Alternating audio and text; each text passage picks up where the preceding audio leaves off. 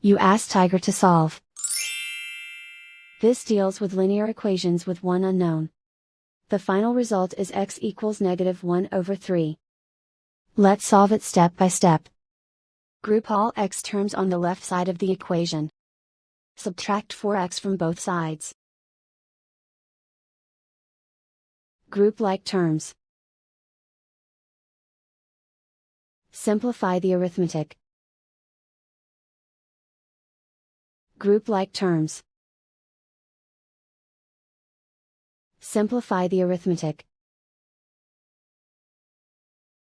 Group all constants on the right side of the equation. Add 5 to both sides. Simplify the arithmetic.